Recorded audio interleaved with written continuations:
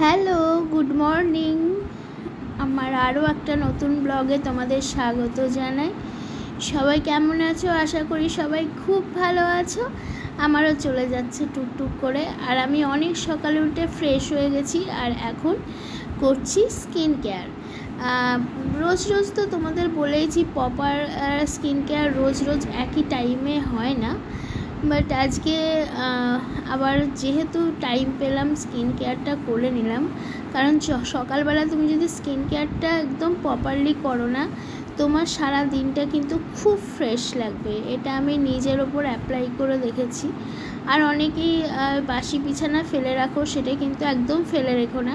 সকালবেলা উঠে ফ্রেশ হয়ে একদম স্কিন কেয়ার করে বাসি বিছানা গুছিয়ে ফেললে, বাসি কাপড় ছেড়ে ফেললে দেখবে মনটাও অনেক ফ্রেশ হয়ে গেছে। বাড়ির পুরুষ মানুষদের দেখবে, কিছু কিছু বাড়ির পুরুষ মানুষ, আমি সব বাড়ির পুরুষ মানুষকে বলছি না, আমি আমার ছেলেকে খাওয়াবো।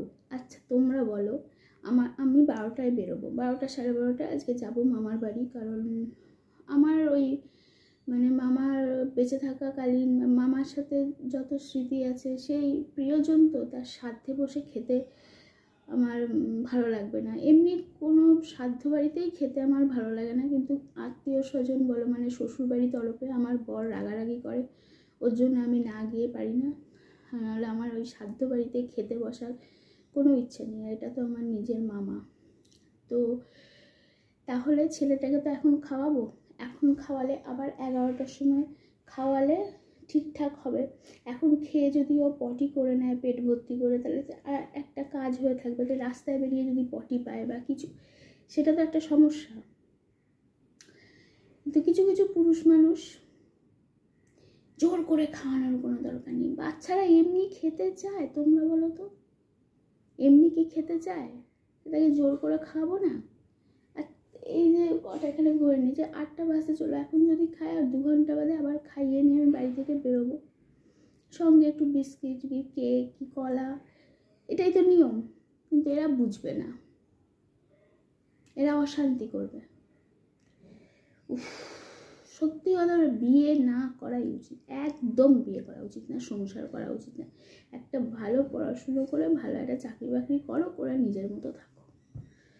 তো চলো, যাই হোক, পিসি তো এসেছে, রান্না করছে, আর আমিও টুকটাক কাজকর্মগুলো সেরে নিই। টুকটাক কাজকর্ম বলতে, কালকে যে জামা কাপড়গুলো কেচেছিলাম সেইগুলো এখন ছাদে মেলবো। তারপর আমি নিজে চা বিস্কিট একটু খাবো, খেয়ে মামার বাড়ি যাব। আর মামার বাড়ি গিয়ে আমি ব্লগ করতে পারবো কিনা জানি না। দেখো, সেটা একটা শোকের বাড়ি, সেখানে ক্যামেরা অন করা আমি চাই না। তো সামনে থেকে আমার মামার বাড়িটা তোমাদের দেখাবো, বাট ভেতরে আমি ব্লগ করতে পারবো না। তো চলো, ছাদে জামা কাপড় কেচে এখন মেলা না একটা চ্যালেঞ্জের বিষয়। তো কি গরম। আর মামার বাড়ি যাচ্ছি, তোমাদের তো বললাম, তো শুধু হাতে তো যাওয়া যায় না। আমি বলেছিলাম টাকা দিয়ে দেব, আমার বর রাজি নয়। আমার বর বলছে না, টাকা দেব না। আসলে আমার মামার বাড়ির সবাই সব কিছু, এগুলো তো হবিষ্যি দেওয়ারই নিয়ম, চাল ডাল ঘি, তোমরা সবাই জানো হিন্দু ধর্মে কী হয়। তো কিছুই ওরা নেবে না, মিষ্টি ফল ওরা কিচ্ছু নেবে না। তো কী দেবো বলো তো, টাকাটা দেওয়াই ঠিক ছিল, কিন্তু সে তো আমার বল। তো কালকে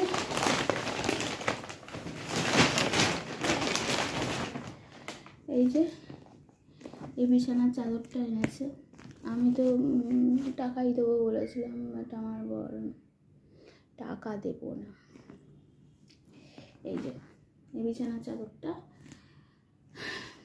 নিয়ে যাচ্ছি, আর মিষ্টি নিয়ে নেবো ভালো দোকান থেকে, ব্যাস এই হলো ব্যাপার।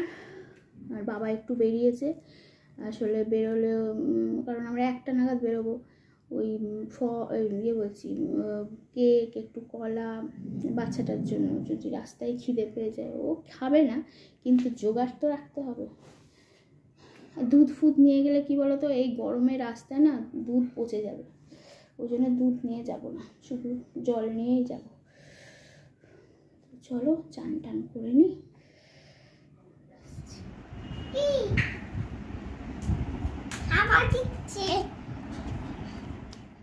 মজার ব্যাপার কি জানো, আমি বহু বছর পর বাসে উঠলাম।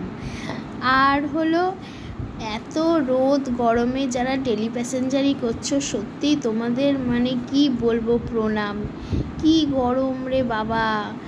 আর সকালের পর থেকে একদম ব্লগ করতে পারিনি, কারণ জামা কাপড় শুকোতে দিলাম, তারপর খাওয়া দাওয়া এই করে ফোনটাকে অফই রেখেছিলাম, একেবারে বাস থেকেই শুরু করলাম।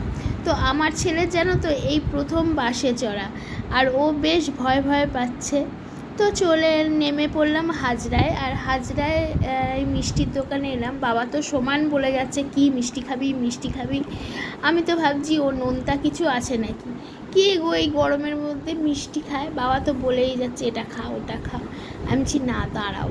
তারপরে আমি মিষ্টি নিয়ে নিলাম মামার বাড়ির জন্য। তারপর দেখলাম এই সিঙ্গারাটা সত্যি খুব সুন্দর ছিল, চাটনিটাও খুব সুন্দর ছিল খেতে। আর ছেলেকে কী খাবি করলো, তো আমি বললাম ওকে একটা দই কিনে দাও, আর ও দই খেতে খুব ভালোবাসে, তো দই খেলো। আর এই দেখো এখানে আমরা একটু অপেক্ষা করছিলাম আমার বোনের জন্য, দেওরের জন্য। এটা হলো একটা ট্রেনের রিজার্ভেশন করার জায়গা।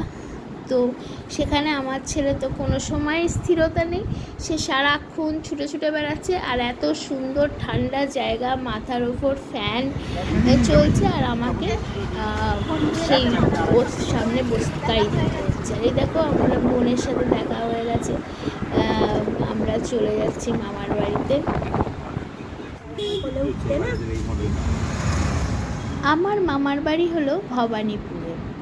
আর জানো তো ছোটোবেলায় আমরা যখন কলকাতায় আসতাম, তখন মামার বাড়িতেই আমরা উঠতাম। যত আবদার, যত খেলাধুলো, সমস্ত কিছু এই মামার বাড়িতে। তো আমরা অটো করে যাচ্ছি। এখন তো দিনকে দিন অনেক কিছুই বদলে গেছে, তো সেই রাস্তাঘাটগুলো দেখতে দেখতে যাচ্ছি। কিন্তু একটা অদ্ভুত ব্যাপার, আজকে আর মামা নেই। ওই বিছানাটাতে বসবো, পাশে মামা শুয়ে থাকতো বা বসে থাকতো, তারপরে বলতো ওদের জন্য কিছু এনে দে, ওরা খাবে, মানে আমার মামার ছেলেকে বলতো। আর এই দেখো মামার বাড়ির গলি পাল্টায়নি, মামার বাড়ির ঘর পাল্টায়নি, কিচ্ছু পাল্টায়নি, শুধু পাল্টে গেছে আজকে মামা নেই। মানে ঢুকতেও কীরকম একটা অদ্ভুত লাগছিল, মানে কি আর বলবো তোমাদের। তো সেখানে গিয়ে আমি আর কোনো ব্লগ করিনি, কারণ আমার ওইটা ইচ্ছা করেনি। এই দেখো সেম গেট, সেম সমস্ত কিছু আছে, কিন্তু মামা আজকে আর বেঁচে নেই। খুবই খারাপ লাগছিল, মানে কি আর বলবো বলো। এসে তো গেছি 15-20 মিনিট। হ্যাঁ, এসে চা বসালাম, তারপরে চপ কিনে নিয়ে এসেছি মুড়ি দিয়ে খাবো বলে। এত গরম, জামাটা পুরো ভিজে গেছে আমার। মানে গরম, দেখো গরম পড়তো, ছোটো থেকেই গরম পড়ে, গরমের মধ্যে এখন যে গরমটা পড়ে, হলপ করে বলছি, এইরকম গরম আমাদের ছোটোবেলায় পড়তো না, বা কিছু বছর আগেও পড়তো না। তো যাই হোক, এই যে একটি চপ, একটি পেঁয়াজি, আর হলো মুড়ি, এটাই আমার ডিনার। কারণ রাতে হয়েছে চিচিঙ্গের তরকারি, আর আমার আর এই গরমে রুটি রুটি খেতে ইচ্ছা করছে না, বিভৎস কষ্ট হচ্ছে। আমি এখন টান হয়ে শুয়ে থাকবো, ছেলেকে খেতে দিয়েছি। চলো